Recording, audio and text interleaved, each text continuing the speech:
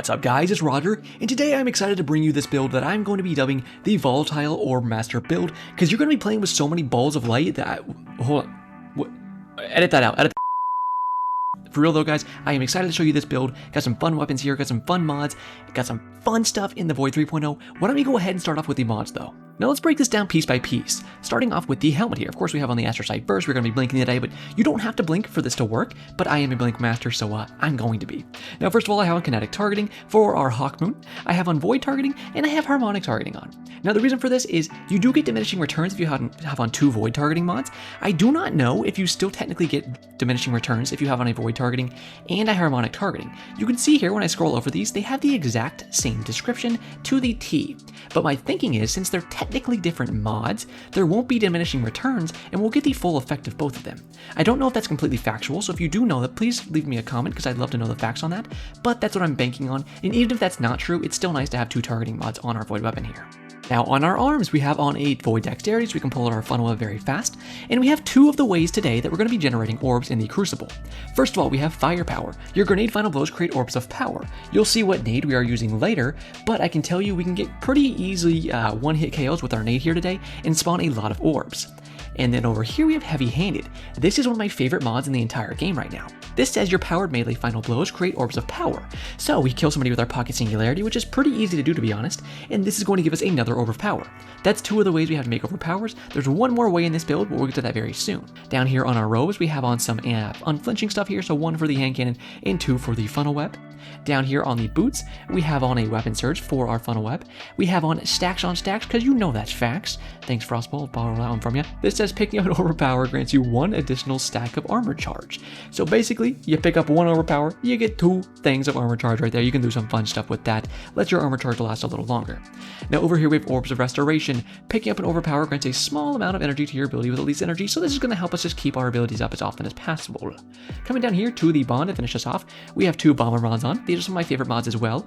These are going to reduce your grenade cooldown whenever you use your class ability, so we spawn a rift and we get some more nade energy back. Over here to finish off the build, we have the Reaper mod on. I recommend 100% of the time you run this Reaper mod right here, because Reaper mod is so good. It says after using your class ability, so our rift in this case, your next weapon final blow spawns an orb of power. So we slap the rift down, we kill somebody with a weapon final blow, and boom, that's our 3rd way to generate an orb of power right there. So we get orbs of power from grenade kills, empowered melee final blows, and from getting a final blow with a weapon after we use our class ability. Now we've talked about the Orb Master part of this build, but what exactly am I talking about when I say the Volatile part of this build? Let's go ahead and check that out right now. That is mostly going to come from our artifact right here. And this artifact mod is what I'm talking about. It's called Volatile Flow. This says picking up an orb of power grants your void weapons volatile rounds. This is very good. I will talk about this more when we get into the gameplay, but just know we're getting a ton of orbs with this build, and each time you pick one up, we get volatile rounds in our funnel web. We also have on void weapon channeling. This says you gain a temporary bonus to void weapon damage after you defeat a target with a void weapon while at least 1 of your void abilities is fully charged, which you usually have 1 of them charged. This damage is increased based on the number of fully charged abilities you have. So this combined with this, we get our volatile here, we get some extra damage, that's very nice too. As far as I know, this does proc in PvP. I see it pop up on the left side of the screen quite often, but if it's not actually doing the bonus damage, then y'all let me know in the description, or excuse me, in the comments, because sometimes it says stuff like this where it says you defeat a target, and target can mean PvP targets as well. Combatants usually means PvE only. And so since this says target, I assume it does work in PvP as well, because if it said combatant, then I would think it only works in PvE. But as far as I know, all the stuff on here is going to work in PvP for the most part. You can go ahead and look at the funnel web here. I do have a very nice god roll of small bore, accurized rounds, perpetual motion, rangefinder, Vice Stinger, and then a range masterwork. This is an absolute god roll funnel web, and it smacks pretty hard, especially with the volatile rounds. For our primary, I'm going to be using this Hawk Moon right here. People love the Hawk Moon. I got some crispy little 1 tap, 2 taps in here at the clips today for you guys, so I hope you enjoy those. On our Void 3.0 here, I'm going to be using the Nova Bomb Vortex. It is Capture Point weekend, this weekend specifically, so do remember, you do want to have this Nova Bomb against those Well of Radiances and the bubbles. We have on Healing Rift, Blink of course, Pocket Singularity, which is the other way to make our enemies volatile, so you can make them volatile through our volatile rounds or by using Pocket Singularity. I actually have one more way to make people volatile, and we'll get to that in just a second. I was talking about earlier we have a very easy way to one-hit KO with our nades, and that's because I'm going to be using scatter nades. Scatter nades are very easy to one-hit KO with if you know how to throw them, and if we get a chance to talk about that in the gameplay today, I'll make sure to do that. For our aspects, we have on Feed the Void, so we can get Devour procced. That gives us 2 fragment slots. We also have on Child of the Old Gods for 2 more fragment slots. On my channel, we call him Clarence, but you can call him Child of the Old Gods if you'd like to. So down here for our 4 fragments, we're going to be using Echo of Dilation, Echo of Persistence, which is going to let our Devour go from 10 seconds to 15 seconds, Echo of Instability, which is the other way to get volatile rounds. Defeating targets with grenades grants volatile rounds to your weapons. So here's a scenario for you. You kill somebody with a scatter nade. That just spawned you an Orb of Power. You also already have volatile rounds because they died to that nade. So you can use those volatile rounds and then go back once they run out, pick up the Orb of Power, and get even more volatile rounds to keep going. So you can get about 20 to 30 seconds of volatile rounds if you loop your nade into volatile rounds, into an Orb of Power, into more volatile rounds from your artifact mod. Finishing it off here, we have Echo of Vigilance. This is defeating a target while your shields are depleted, gives you a Void Overshield. Very, very nice stuff right here. If you want to see my full in-depth breakdown of what you should be using on your Voidwalker subclass right here, I did a video on that the other day. I'm going to have that linked in the top right and on the end screen of this video, so you can go ahead and watch that next. It's a full breakdown of what supers, abilities, aspects, and fragments you should be using on your Voidwalker if you want to succeed to the highest of your ability. I think I have everything covered, so if you do have any questions, please feel free to leave those in the comment section or join the Blinkville Discord server, which I'm going to have linked in the top right and in the description. Otherwise, I hope you guys enjoyed the video, and if you do at any point and you want to leave me a like or subscribe, I would very much appreciate that. All that being said, I think we're ready to get into this gameplay, so let's go ahead and blink on into it. Now, of course, Blink is going to be the fastest movement ability in the game, so you can get to mid really quick, which is one of my favorite things to do. You go to this middle pillar here, you slap a rift down, and now that we spawned a rift, that's our class ability, right? So the next kill we get is going to spawn us an Orb of Power. So that's kind of what we're trying to do here. I'm just walking around, aiming with my Hawk Moon here, flick up to this guy, take him out, and you can see on the bottom left screen there, we have an Orb of Power. Also some Paracausal Charge going, Clarence is sucking some toes, so we know they're weakened. I fly in, take out the last guy, and I actually make a little mistake here. So I left the orb where I'm at right now. That's where the first orb was. Make sure you keep in mind at the end of a round, if you haven't picked your orbs up yet, to pick them up. If you're somebody who plays like the Traveler's Chosen a lot, then that's going to be good experience for you, because it's something that I would forget when I was using the Traveler's Chosen, like to actually pop my stuff at the end of a round. You can see a nice little 109 tap to the head there, finish off my teammate's kill pretty easily with those 3 Paracausal Charges. But yeah, you need to remember at the end of a round to actually pick up your Orbs of Power, because if you don't, obviously you're not going to get the ability energy out of them, you know? You're not going to get the bonuses out of them to your super ability. So you want to make sure you're actually picking those up, so keep that stuff in mind. So again here, we slapped a rift down, we have Clarence, we're trying to spray somebody down, boom, right there, Orb of Power. We spray the second guy down, that's pretty good kills, obviously. Tapping the last guy on the head once, slide in, grab the Orb of Power, and then I wanted to challenge him since I had volatile rounds at this point. I went in there and you can see he doesn't quite die to me, but he actually had a volatile explosion right before he died. And that's something I want to talk about. If you can't pop the enemy's pussy like an absolute volatile pinata, then that's okay, because you've already applied volatile rounds, right? You've applied volatile to that enemy.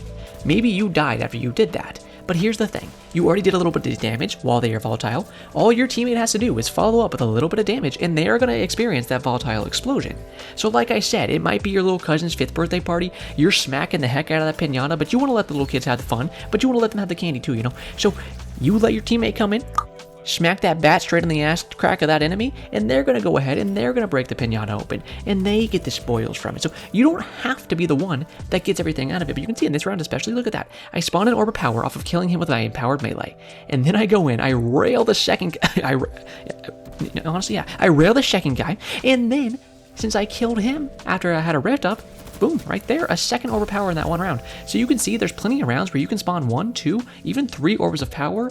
If not more, if the round really goes on for a while, you can do more. But right there we go. There's our first Orb of Power on the ground right there. Now I have heavy ammo, so I'm going to slide past this guy. I try to pull out my weapon right after I slide past him. And you can see right there, I actually didn't pick up that Orb of Power again. I will let you know at the end of that round, I did go back and pick it up really quick, but I need the nice blink transition to the next round for you guys, so you didn't get to see that. However, you can see this is another place I like to set up at the beginning of a round, right? You come to this side part of the map, you can start taking shots, because a good thing you want to do is obviously charge up your Paracausal Charges. I fly a nade in there, I push in, now he's volatile because my Pocket Singularity. I take him out, I have an Orb of Power, now I have volatile rounds. You can see this is one of those rounds that I'm talking about where I didn't get to kill him, but look in the bottom left. That symbol right there that he died to is what happens when you died from Volatile. It's called Controlled Demolition. So essentially, since I made him volatile, I ran out of bullets, but my teammate sprayed him down enough, he took enough damage to explode from my volatile, procced the Controlled Demolition, and he still died from that volatile. So that's what's so good about these volatile rounds. Even if you run out of bullets or something, you know, you couldn't quite pick that kill up, your teammates can still use the volatile that you applied on the enemy to clean them up themselves. And that's what's so much fun about this build. You're getting ability energy like crazy fast, you're getting super ability crazy fast, but you're also getting this really fun effect in the volatile to just take your enemies out all the time.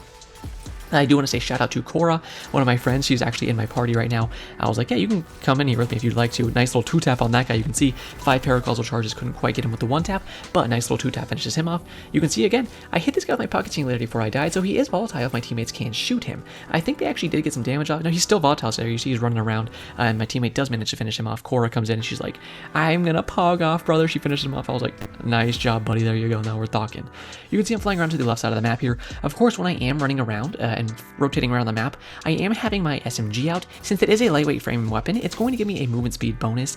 It's going to be a 6.25% bonus to your sprint speed, but also is going to give you 20 mobility when you do have the weapon out. You can see the top right, I kill that guy with my nade there. There's an orb, I picked that up for the next round, give me some nice energy and whatnot. And I took the second guy out with a nice little melee there, finished the first guy off with my hand cannon. That was just a round where I completely annihilated the enemy team. Now, we said in the intro that we might talk about scatter nades a little bit, and I think this is a perfect time to go ahead and do that. I know I have a couple more clips in here where I get some nice double kills and whatnot, some single one-hit KOs with these scatter nades, and I want to talk about how to do that a little more effectively.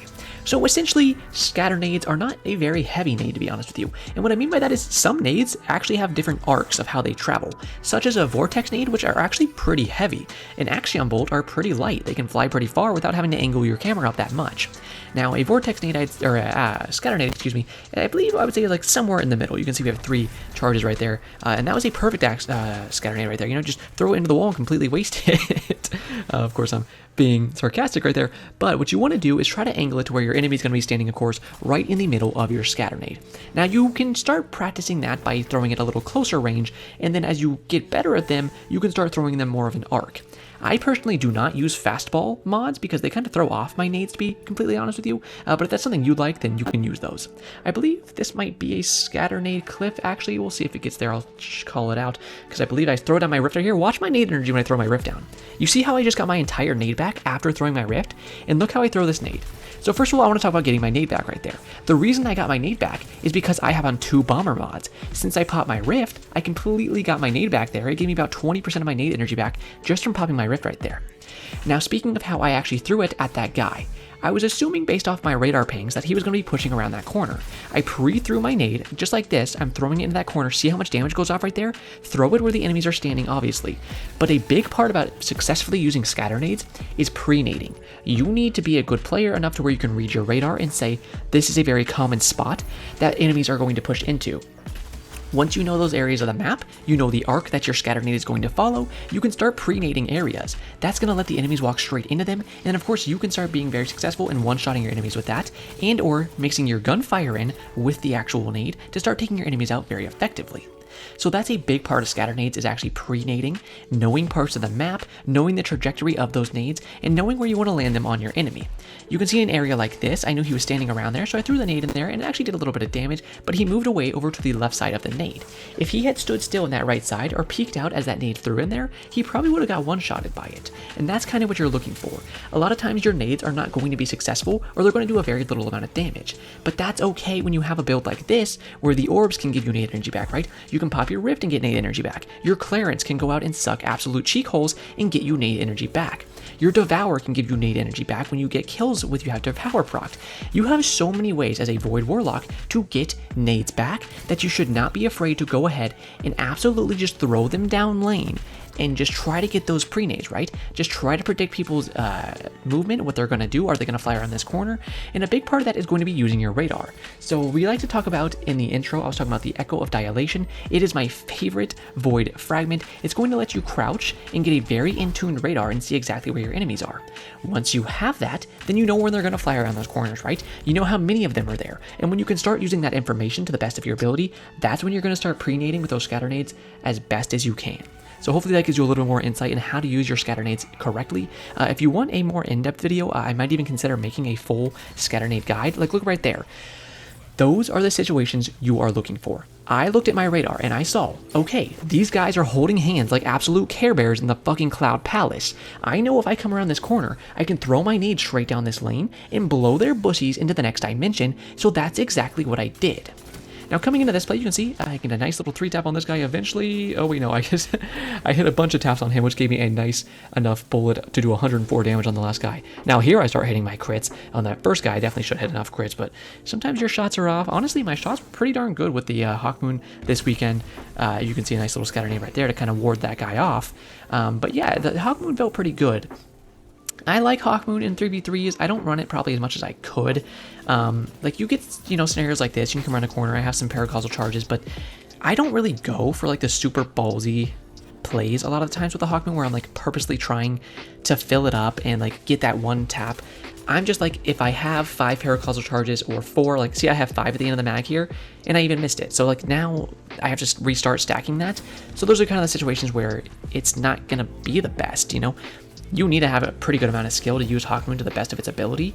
And there's plenty of times where I did get a lot of fun 2-taps and whatnot with the Hawkmoon. You can see right here even smacking these guys up, hit a good smack on that guy with the paracausal charges there, but it's not really going to be like the thing in the world that I'm super focusing on. It's just kind of like, if it happens while I'm shooting at someone, then that's nice. But if it doesn't, then I'm not going to put too much of my focus in it. Here we go. We want to get our nade back. Boom, slap the rift down. Now we have our nade back. You can see right there, tap that guy. Nice team shots. That's going to spawn us an orb of power since we already placed a rift.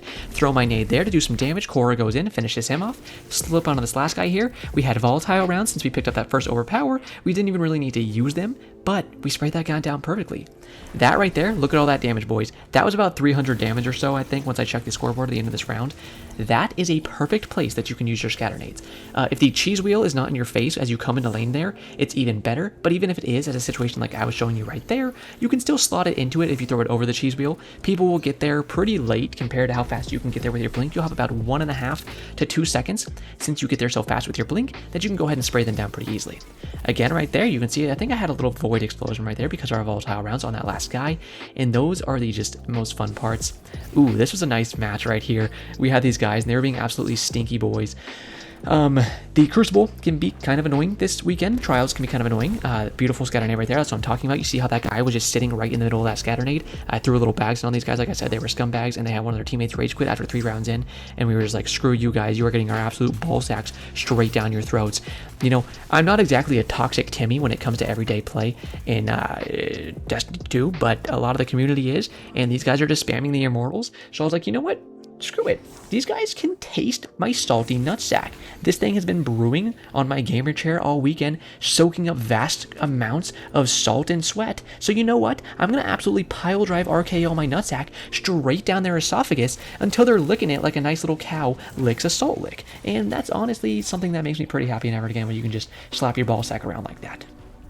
Now when it comes to this build, there are some things you can substitute out, right? Like, of course, if you don't want to use Hawkmoon, you'd rather use something longer range like a pulse rifle, or even something just like the Godroll crafted Austringer, or an IS Luna that might have a little more range, then I think that could be a good choice. I mostly just want to have some fun. You can see 5 paracausal charges here, which means it is a 2-tap, but instead what I did is I shot out one of my bullets before I was going to shoot at the guy, since I saw my teammate was flying in.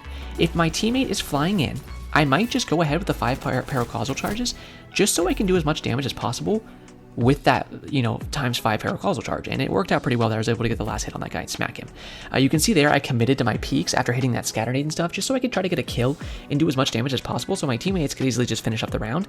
And that was a very good choice as they flew in after me very well and did just that. You can see right there, if I threw that scatter nade a little more upwards, then it would have landed in that crevice very well and smacked that guy quite a bit. So that's kind of what I'm saying. You're going to get better at learning how to arc your nades over time. But it's just kind of something that comes with practice, just like, learning your blinks here. It takes a lot of muscle memory to actually get those things down. But scatter nade, I would say, boy, I think it is my favorite nade on the Voidlock because it takes the most skill, but that skill has a lot of payoff. And you might be sitting here like, well, you don't really need that much skill to throw a nuke at frickin' Hiroshima. And it's like, sure, Ronald, I guess you frickin' don't.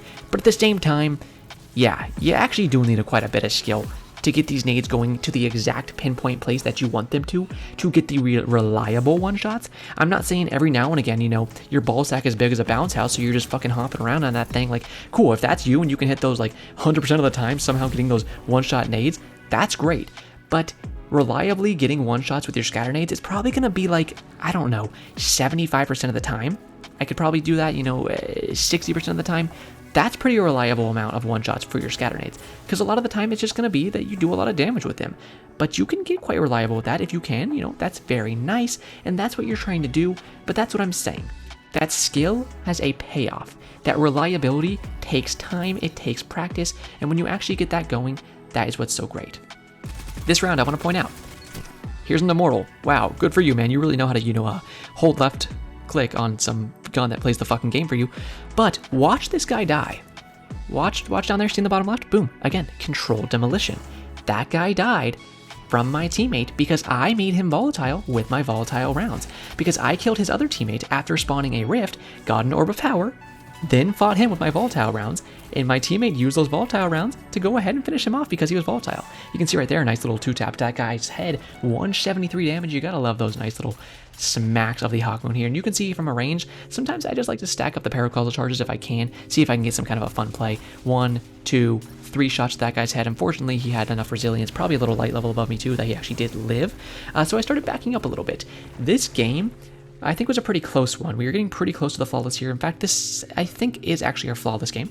I actually missed one of my taps there. I could have 2-tapped that, but you see that my paracausal charge did hit him for 115 to the body. I flick around on this guy, smack him down since he's weakened by clearance pretty easily. You can see I spawn an orb of power there. I actually do have volatile rounds, but the round was actually over.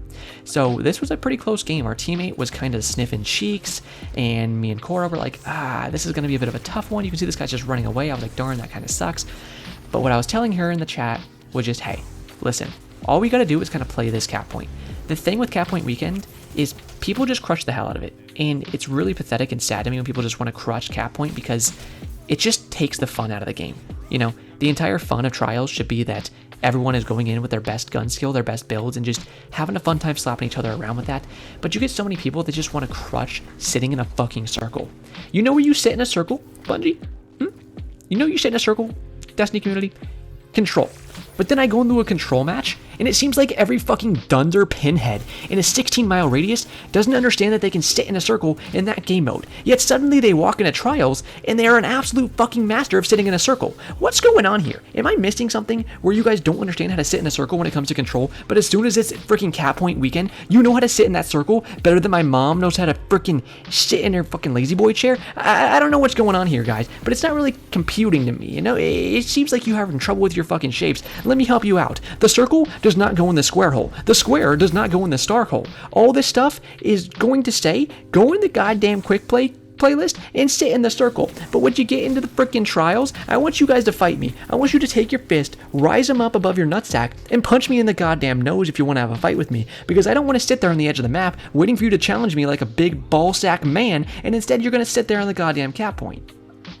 Anyways, that's my rant for the day, and that is our little flawless right there. So hopefully you guys enjoyed that. I'm going to go ahead and play the lighthouse footage for you guys. You can see me running up to the chest there, and then if you want to see the roll that I got on the Whistler, whatever it's called, something Strident Whistle, I believe it's called, and the adept version, of course, which I like to call infusion fodder because I don't play with bows. And what I did is I took that and immediately infused it into a different weapon so that I could make a nice little build, sorry, Cora had to slog it all the way there, for my Blink Hunter, which I'm going to be having out to you guys later today. My Lightning God build is what I like to call that, and I updated it. Ooh, that build is absolutely smacking. If you want to see some beautiful kills, some multi-kills with the Cloud Strike, me smacking it up with the Own Immortal because I said screw it baby, it's time for some Toxic Roger Immortal play, then go ahead, stay tuned, be subscribed, and watch out for that video coming out to you guys later tonight. I really appreciate you though, so that is it for me today, and as always, have a great day, Guardians.